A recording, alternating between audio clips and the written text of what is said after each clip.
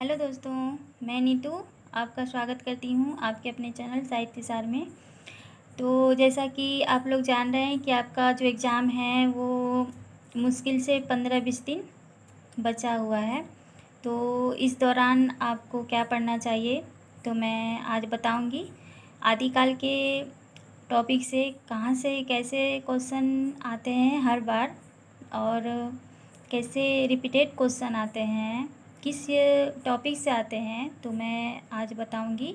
अगर आप आदिकाल से इस टॉपिक से आपका तैयारी अपना करके जाएंगे तो आपका 100/10% क्वेश्चन यहाँ से आएगा। ठीक है, तो सबसे पहली बात, आप आदिकाल में जो आपको सबसे पहले पढ़ना है काल विभाजन और नामकरण। ठीक है, काल विभाजन और नामकरण जो यहाँ से हर बार ही क्वेश्चन आता है, और पिछली बार भी आप देखे होंगे प्रीवियस ईयर क्वेश्चन जो 21 का आपका था, 20-21 का, उसमें ग्रेजुएशन से सवाल पूछे गए थे उनके काल विभाजन से। तो आपको तो वो पढ़ना ही पढ़ना है। उसके बाद नामकरण से भी क्वेश्चन पूछे गए थे। ठीक है, तो आपको काल विभाजन और नामकरण, ठीक है, ये तो पढ़ के ही जाना है हर हाल में। उसके बाद अगर आप आगे चलें तो आप सिद्ध, नाथ, जैन, ये तीनों फुल्ली पढ़ के जाएंगे। ठीक है, तो सिद्ध से आप 2 कवि, 84 सिद्धों में 2 कवि आप सबसे ज़्यादा जो इम्पोर्टेंट है ना, वो आपका सरप्पा हो गए। सरप्पा के जो दोहा कोश है, ठीक है, उसके बारे में आपको पढ़ के जाना है। उनकी काव्य पंक्तियाँ जो काफ़ी इम्पोर्टेंट है और हर बार ही क्वेश्चन यहाँ से बनती है। उसके बाद आपको पढ़ना है कन्हप्पा। ठीक है, सरहप्पा और कन्हप्पा, ये 2 कवि ऐसे हैं जिससे हर बार क्वेश्चन पूछे ही जाते हैं। ठीक है, तो इसको तो इग्नोर करके बिल्कुल भी ना जाएं। और इनकी काव्य पंक्तियाँ और इनकी रचनाएं, ठीक है, तो ये आपके 2 कवि हो गए। उसके बाद आप अगर नाथ साहित्य में जाते हैं तो नाथ साहित्य में जो आपके संस्थापक हैं गोरखनाथ से हर बार ही क्वेश्चन पूछी जाती है।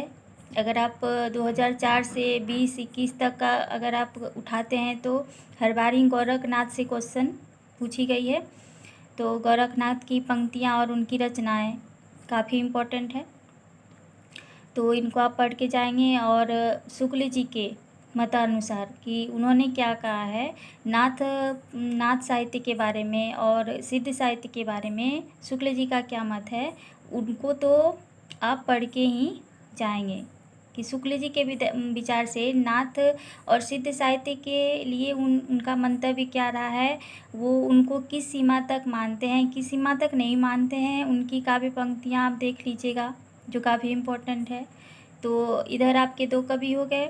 ठीक है, उसके बाद अगर हम अगले जैन साहित्य पे देखते हैं तो जैन तो काफ़ी कवि हैं, 10 कवि हैं। तो उसमें से सबसे इम्पोर्टेंट जो हर बार ही क्वेश्चन आते हैं, जो एक कवि हैं जिससे हर बार रिपीटेड क्वेश्चन आते हैं, कहीं ना कहीं से घुमा फिरा के उनकी रचनाओं से, या कह लीजिए कि उनके बारे में क्वेश्चन पूछे ही जाते हैं। तो जो एक कवि इम्पोर्टेंट है उसमें हेमचंद्र जी का नाम सबसे पहले आप नोट कर लीजिए। हेमचंद्र से हर बार क्वेश्चन पूछा गया है, ठीक है, उनकी रचनाओं से। और उसके बाद देवसेन, पुष्पदंत, ठीक है, तो इनको आपको देखना है। अब्दुल रहमान, वहाँ से भी क्वेश्चन पूछी जाती है। और इनकी रचनाएं जो इम्पोर्टेंट हैं उनको आप देख लीजिएगा। स्वयंभू जो काफ़ी इम्पोर्टेंट है, उनकी रचनाएं आप देख लीजिएगा।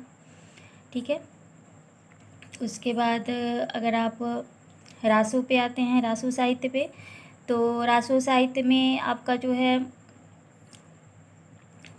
2-4 ऐसे काव्य हैं जो काफ़ी इम्पोर्टेंट है, जैसे पृथ्वीराज रासो के बारे में आपका जो रेवा तट लगा है वो आप देख सकते हैं। दृष्टि पब्लिकेशन का जो बुक है उसमें आप देख सकते हैं, उसमें दिया हुआ है, अच्छे से दिया हुआ है, तो वहाँ से आप एक बार रीड कर लें। उसके बाद आपका जो हाँ, चंद्रवरदाई के बारे में आपको देख लेना है। पृथ्वीराज रासु की ईस्वी सन या उनकी पंक्तियाँ या उनके बारे में शुक्ल जी का क्या मत है, ये तो काफ़ी इम्पोर्टेंट है और पूछा ही जाएगा। जैसा कि लग रहा है जैसे पिछले पैटर्न पे जैसे सवाल बन रहे हैं उस तरह से हम देखें तो ऐसे शुक्ल जी के मत से तो कनेक्ट करके जो सवाल बनते हैं ना, जो शुक्ल जी बोले हैं उनके बारे में उनका क्या मत रहा है, तो यहाँ से हर बार क्वेश्चन पूछा जाता है। तो आप इनको देख कर जाएँ, 110% क्वेश्चन बनेगा ही शुक्ल जी से क्यों। और उसके बाद रेवा तट का क्या उसमें जो अध्याय दिया गया है उसका वहाँ पे क्या थॉट रहा है, विचार उसमें दिया गया है, उसकी जो पंक्तियाँ हैं देख सकते हैं। जैसा कि मैंने बताया दृष्टि पब्लिकेशन में देख लीजिएगा, वहाँ दिया गया है अच्छे से, या अरिहंत का सेकंड पेपर का जो आता है वहाँ से आप देख सकते हैं। उसके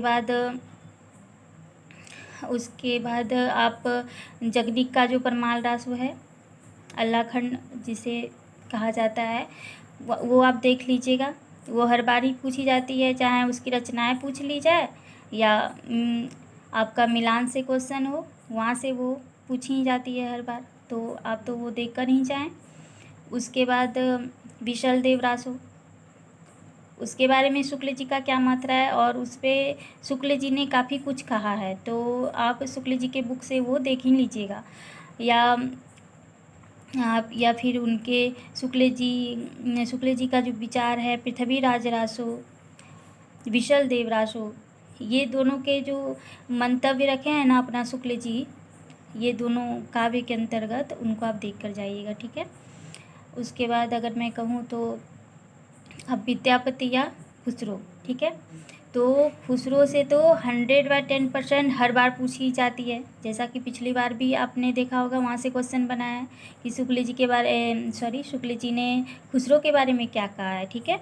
तो विद्यापति से तो क्वेश्चन बनते ही बनते हैं, लेकिन अमीर खुसरो से हर बार ही क्वेश्चन आ रहे हैं, किसी ना किसी परिचय से वो क्वेश्चन आ ही रहे हैं, शुक्ल जी के मंतव्य से पूछा जा रहा है, ठीक है। तो 100% आप रखिए कि अमीर खुसरो से एक क्वेश्चन तो अवश्य कर रहेगा, और विद्यापति से आप 70 या 80% विद्यापति का आप रखिए, लेकिन खुसरो से एक क्वेश्चन अवश्य करेगा। तो खुसरो को तो छोड़ना बिल्कुल भी नहीं है। अगर आप खुसरो को छोड़ते हैं तो क्या कहूँ फिर, तो खुसरो को तो नहीं छोड़ना आपको। और विद्यापति की रचनाएं संस्कृत में और उनकी अवहट में कौन सी रचनाएं, तो अवहट में कृतिलता और पताका। फिर आपका जो मैथिली में है एक पदावली उनका है, संस्कृत में है उनकी रचनाएं, वो आप देख लीजिएगा। अमीर खुसरो की जो मुकरियाँ जो फेमस मुकरियाँ हैं वो आप देख लीजिएगा, ठीक है। तो और फिर अगर मैं आगे जाऊँ तो उतना इम्पोर्टेंट नहीं है, लेकिन कुछ जो लोक साहित्य हैं वो जैसे ढोला मारूदा दूल्हा, रोडा कवि का वो है, क्या कहते हैं, हाँ रोडा कवि का वे क्या है, तो ये जितने भी रचनाएं हैं आप इनको देख लीजिएगा। लेकिन आप जितने भी महत्वपूर्ण रचनाएं मैंने बताए या जितने भी महत्वपूर्ण कवि जो बताए, इनको तो आपको छोड़ के कभी नहीं जाना है, इनको हर हाल में आप रीड करके ही जाइएगा, ठीक है। तो आज 15-20 दिन बचे हुए हैं, मुझे लगता है कि जैसे 14 अगस्त तक एग्ज़ाम जाने वाले हैं, तो या तो आपका 8, 9, 10 या 11, 12 को एग्ज़ाम आपका हिंदी का होने वाला है। तो आप अच्छे से ध्यान से पढ़ाई कीजिए, और मैं अगली टॉपिक जो भक्ति काल और रीति काल पे वीडियो बनाऊंगी कि उससे किस तरह के टॉपिक आपको पढ़ के जाना है और कहाँ से ज़्यादा क्वेश्चन आने की चांसेस है। तो इतना ही मैं आज के वीडियो में बता रही हूँ, और आगे का जो वीडियो होगा वो भक्ति काल और रीति काल में कैसे आपको क्या पढ़ के जाना है वहाँ से होगा, ठीक है। तो तब तक आदिकाल आपका तैयार अपना कीजिए, इम्पोर्टेंट टॉपिक है, और फिर मैं आगे का वीडियो लेकर आऊँगी। Thank you.